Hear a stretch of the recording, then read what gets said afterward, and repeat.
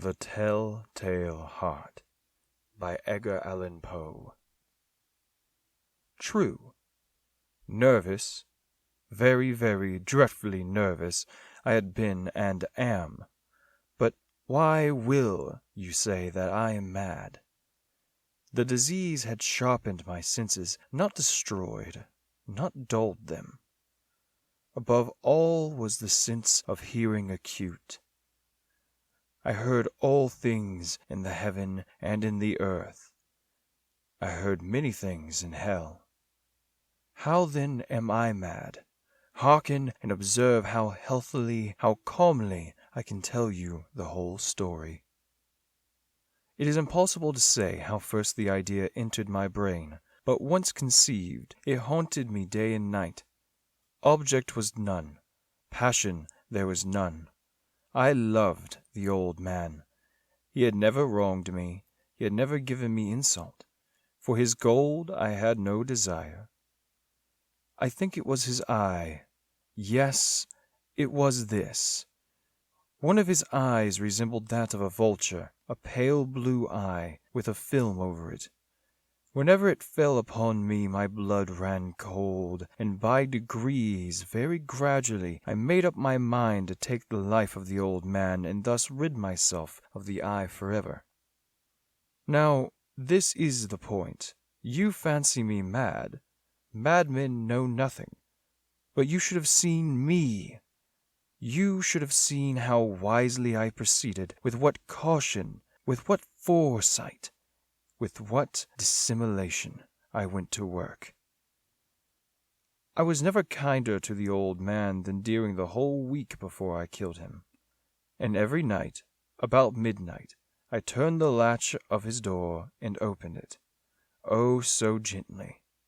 And then, when I had made an opening sufficient for my head, I put in a dark lantern, all closed so that no light shone out, and then I thrust my head. Oh, you would have laughed to see how cunningly I thrust it in. I moved it slowly, so very, very slowly, so that I might not disturb the old man's sleep.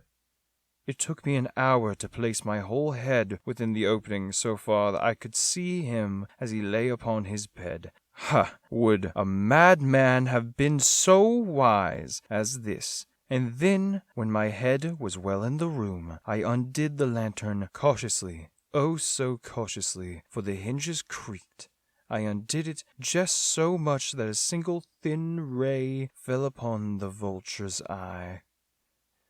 And this I did for 7 long nights, every night just at midnight. But I found the eye always closed, and so it was impossible to do the work. For it was not the old man who vexed me, but his evil eye. And every morning, when the day broke, I went boldly into his chamber, spoke courageously to him, calling him by name in hearty tone, and inquiring how he had passed the night. So you see he would have been a very profound old man indeed to suspect that every night, just at 12, I looked in on him while he slept. Upon the 8th night, I was more than usually cautious in opening the door. A watch's minute hand moves more quickly than did mine. Never before that night had I felt the extent of my own powers, of my own sagency. I could scarcely contain my feelings of triumph. To think, there I was opening the door little by little, and he had not to dream of my secret deeds or thoughts. I fairly chuckled at the idea, and perhaps he heard me, for he moved on the bed suddenly, as if startled. Now you may think that I drew back, but no. His room was as black as pitch with thick darkness, for the shutters were closed fastened through fear of robbers, and so I knew he could not see the opening in the door, so I kept pushing on it steadily. I had my head in, and was about to open the lantern when my thumb slipped on the tin fastening. The old man sprang up in bed, crying, "Who's there?" I kept quite still and said nothing. For a whole hour I did not move a muscle, and in the meantime I did not hear him lie down. He was still sitting up in the bed listening, just as I have done, night after night, hearkening to the death watches in the wall.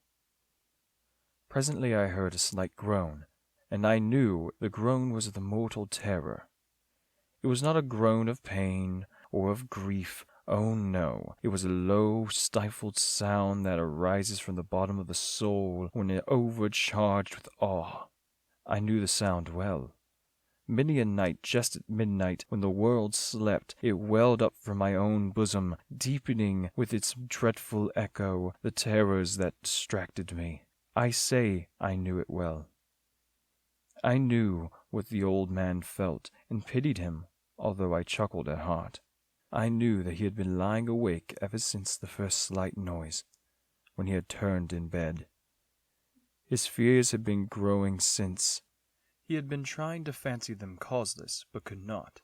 He had been saying to himself, "It is nothing but the wind in the chimney. It is only a mouse crossing the floor. Or, it is merely a cricket which has made a single chirp." Yes, he has been trying to comfort himself with these superstitions, but he had found all in vain, because death, in approaching him, had stalked with his black shadow before him and enveloped the victim. And it was the mournful influence of an unperceived shadow that caused him to feel, although he never saw nor heard, to feel the presence of my head within the room. When I had waited a long time, very patiently, without hearing him lie down, I resolved to open a very, very little crevice in the lantern. So I opened it. You cannot imagine how stealthily, until at length a single dim ray, like the thread of a spider, shot from the crevice and full upon the vulture's eye. It was open, wide open, and I grew furious as I gazed upon it. I saw it with perfect distinctness, all a dull blue, with a hideous veil over it that chilled the very marrow in my bones, but I could see nothing else but the old man's face or person, for I had directed the ray as if by instinct precisely at the damned spot. And now have I not told you that what you mistake for madness is but an over-acuteness of the senses? Now, I say, there came to my ears a low, dull, quick sound, such as a watch makes when enveloped in cotton. I knew that sound well, too. It was the beating of the old man's heart. It increased my fury, as the beating of a drum stimulates a soldier into courage. But even yet I refrained and kept still. I scarcely breathed. I held the lantern motionless. I tried how steadily I could maintain the ray upon the eye. Meantime the hellish tattoo of the heart increased. It grew quicker and quicker, and louder every instant. The old man's terror must have been extreme. It grew louder, I say louder, every moment. Do you mark me well? I have told you that I am nervous, so I am. And now, at the dread hour of the night, amid the dreadful silence of that old house, so strange a noise as this excited me to uncontrollable terror. Yet, for some minutes longer, I refrained and stood still. But the beating grew louder. I thought the heart must burst, and now a new anxiety seized me. The sound would be heard by a neighbor. The old man's hour had come. With a loud yell, I threw open the lantern and leaped into the room.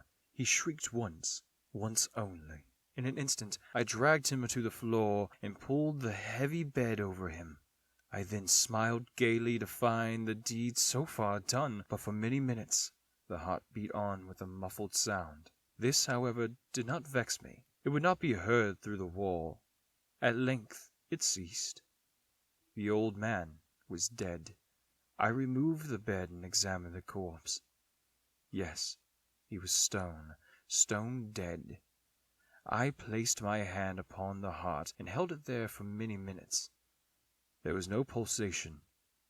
he was stone dead. His eye would trouble me no longer. If you still think me mad, you will think so no longer when I describe the wise precautions I took for the concealment of the body.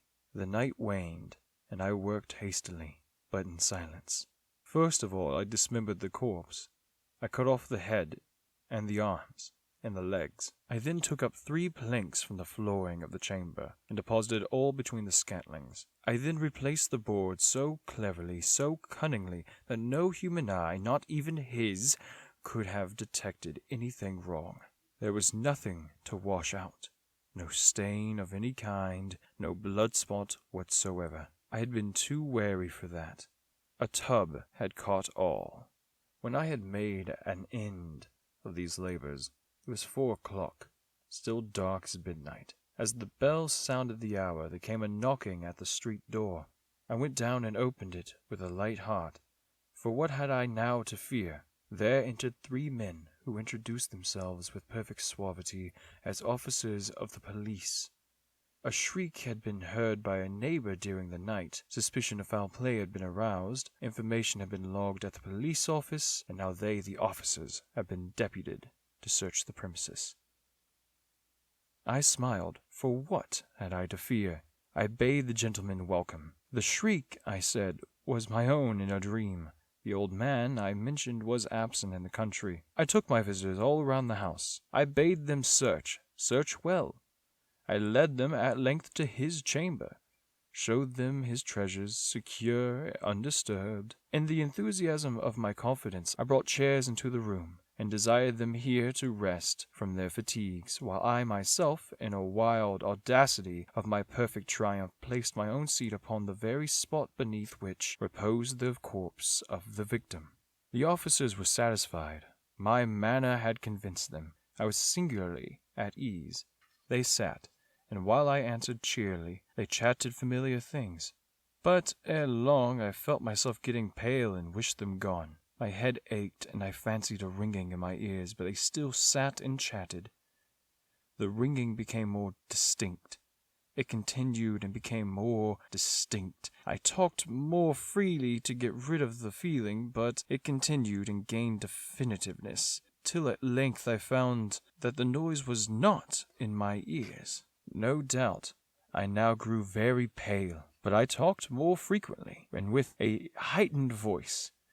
Yet the sound increased, and what could I do? It was a low, dull, quick sound, much like a sound as a watch makes when enveloped in cotton. I gasped for breath, and yet the officers heard it not. I talked more quietly, but the noise steadily increased. I arose and argued about trifles, in a high key and with violent gesticulations, but the noise steadily increased. Why would they not be gone? I paced the floor to and fro with heavy strides, as if excited to fury by the observation of the men, but the noise steadily increased. Oh God, what could I do? I foamed, I raved, I swore. I swung a chair which I had been sitting upon, and grated it upon the boards, but the noise arose over all and continually increased. It grew louder and louder and louder, and still the men chatted pleasantly and smiled. Was it possible they heard not? Almighty God! No, no, they heard, they suspected, they knew. They were making a mockery of my honor, and this I thought, and this I think. But anything was better than this agony. Anything was more tolerable than this desertion. I could bear these hypocritical smiles no longer. I felt that I must scream or die. And now again, hark! Louder, louder, louder! Villains, I shrieked, dissemble no more. I admit the deed. Tear up the planks here. Here is the beating of his hideous heart.